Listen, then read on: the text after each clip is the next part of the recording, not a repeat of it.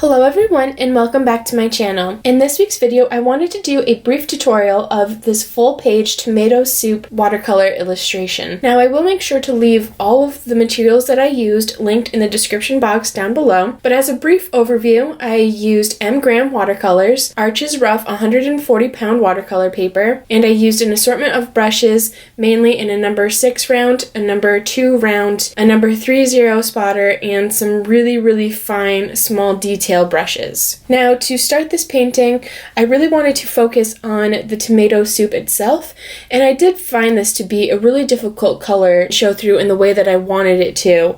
Since there was cream mixed into this soup, there was some variance in the color where it was kind of lighter in some areas and darker around the edges. There was also the shadow of the bowl to consider. So to start, I went in with a layer of azo orange, and this did come out a little bit lighter than I had anticipated, so I did end up repeating this layer. Now this process would be made a lot easier if you had something like masking fluid. It is something that I want and wish I had, and after this painting it's probably something that is at the top of my to-do list, but I didn't have it for this. Since the color was still a little bit too light, I did go in with another layer of my azo orange, and for the background I went in with a really light layer of azo yellow. And as I'm going in on this background, I am paying attention that I want the edges of the soup to be darker.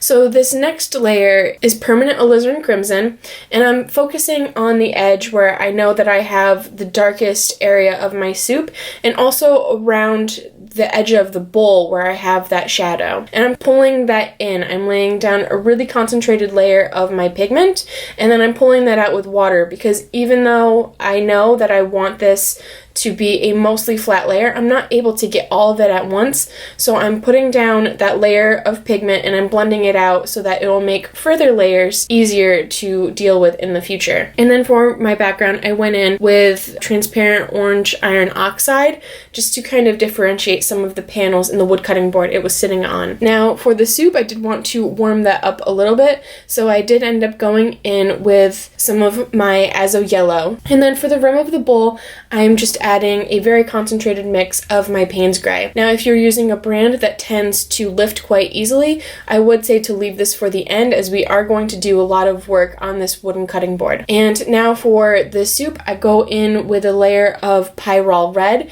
since I really wanted to kick up the brightness and the vibrancy of this soup layer. And again, I'm focusing on the outside, I'm pulling it in, and I am trying to work in sections that make the most sense to my mind on how to pull that forward through the entire illustration without having a lot of harsh lines and backwashes. So now I'm going in and I'm adding some more details to my wooden cutting board. Since I knew this was kind of had the look of reclaimed wood to it, I wanted it to have a lot of texture, and I started off by using just a really fine brush, and I'm adding a lot of details in my transparent orange iron oxide. And then I realized that I had a brush that had this kind of separated bristles towards the end, so I went in and I added some details with that, making sure to be really light and to get a lot of lines and a lot of details. And I did add some just regular painter's tape that you can find in your hardware section, just to make it easier for me to not get that onto the next layer. So I go in and I do a very similar thing on this wood panel,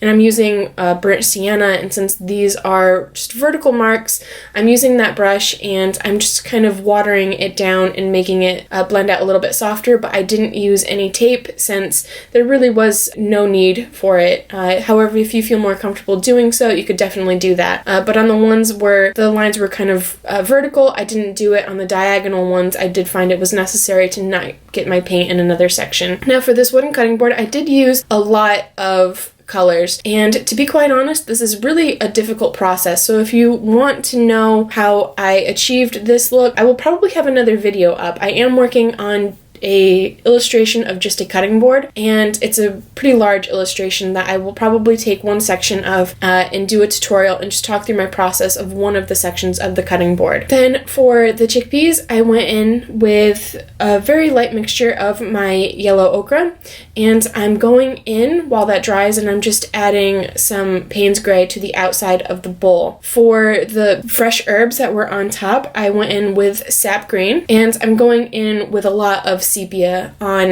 this cutting board. And I'm mainly focusing on the shadows from the bowl, but I'm also trying to add some texture. For the chickpeas, I'm going in and I'm adding nickel azo gold, and I'm just really focusing on the outer edges of the chickpeas, and I want it to really show a lot of shadow and a lot of depth. And I'm just adding that and blending it inward. Then for the soup, I decide to go in and add some shadow around the chickpeas in the soup. My first thought was that this might look a little weird, a little out of place, but in the end, I really felt like it helped solidify those chickpeas and make them look like 3D objects that were kind of sticking out of the soup. So I thought it was really worthwhile to add that in the end. And then you can kind of see me going back and forth, adding some shadows to the cutting board.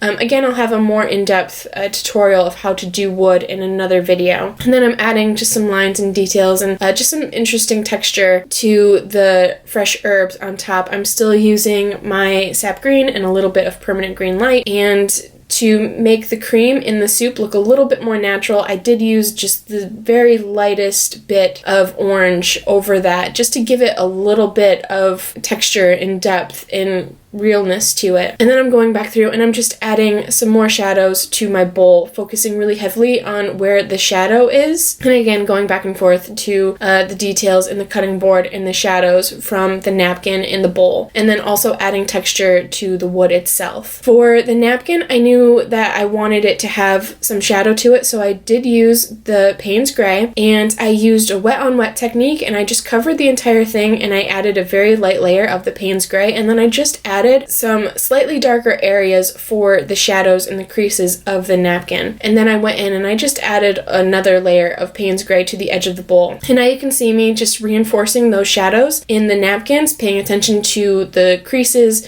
and how it sits, and just little details like that, the shadow from the bowl, and really paying attention to not only the napkin and how it sits, but also paying attention to reference images to make sure that I got that looking the way I wanted it to. And then I wanted to add a little bit of detail to the napkin, since it did have some of these little details in it being a fabric napkin, and I thought they were just so pretty, and it really did add a lot to the final illustration. Here you see me adding more of those details, adding some lines, and just little things that really kind of let you know that this is a nicer napkin, a fabric napkin. And now I'm adding more shadow around it. Since the shadow was nearly black, especially on the cutting board, I really wanted it to be quite dark. And now I'm going in and I'm actually using maroon perylene, which is really quite dark, I know, but I'm using a lighter mix of it, and as a glaze it ended up working out really, really well, at least I thought, for the shadows of these chickpeas. And again, it was just to give it more of a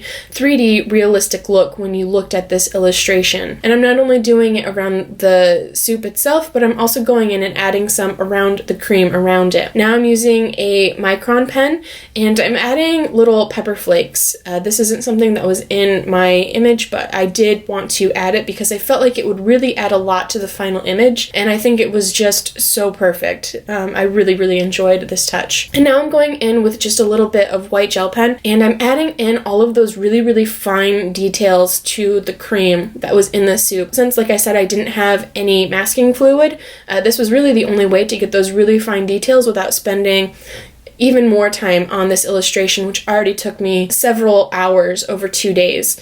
So I'm using my white Signo gel pen, and I'm just adding in some of those really fine small details, some of the little dots, and fixing some of the areas that I maybe overpainted in my illustration. So that is really all for this painting. I know that I am squeezing a lot of information about this painting that really did take me 2 days and several hours into a very short tutorial, but if you like this video, I would love it if you would maybe give it a thumbs up, or write a comment down below, or even subscribe to my channel if you like these kinds of reviews. If you would like to see something that was maybe a little bit more in depth, I would be happy to make more tutorials in the future, kind of focusing on different aspects of this painting, or just different techniques that I used throughout.